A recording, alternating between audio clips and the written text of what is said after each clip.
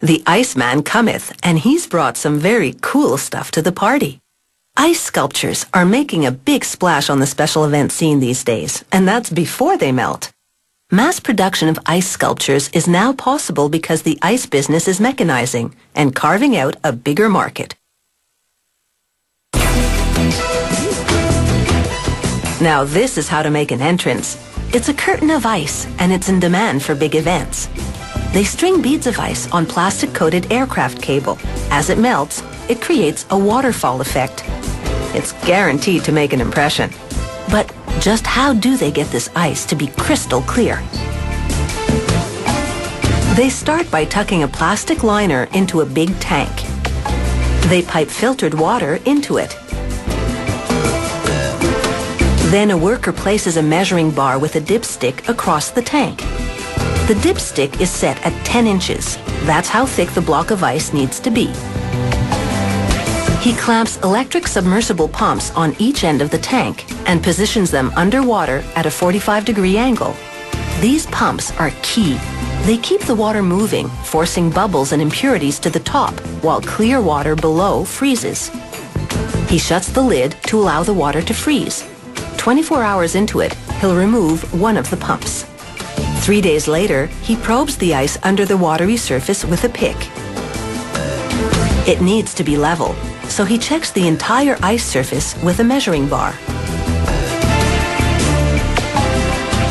Next, he siphons off the excess water with a wet vacuum. He'll take off a couple pails full.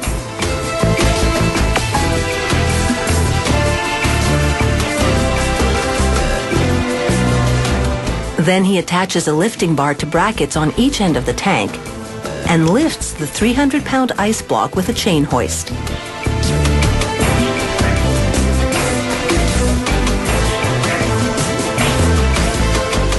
Now he peels away the plastic liner and inspects. The ice has to be absolutely perfect, no clouds, cracks, or impurities. Because water expands when it freezes, the block is a bit too thick. So they slice off the excess ice with an electric bandsaw, trimming it back to the desired 10-inch mark. The steel blade cuts cleanly and evenly.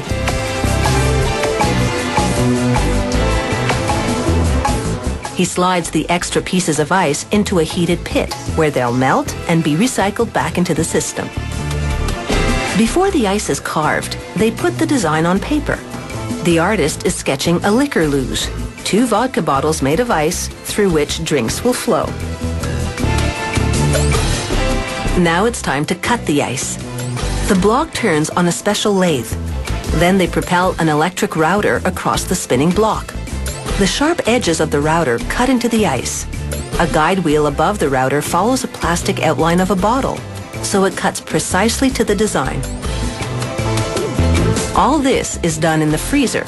The temperature in here is a nippy -8 Celsius.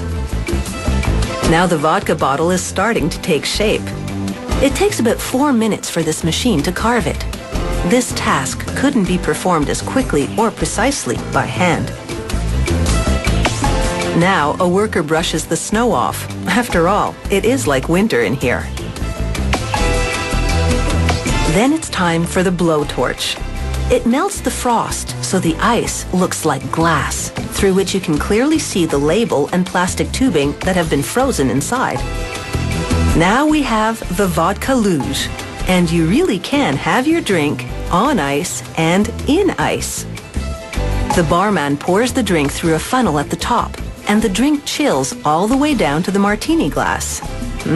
Even James Bond would be impressed.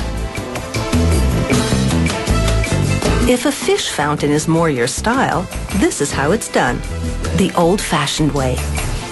The sculptor, armed with a chainsaw, shapes the ice, following a cardboard template.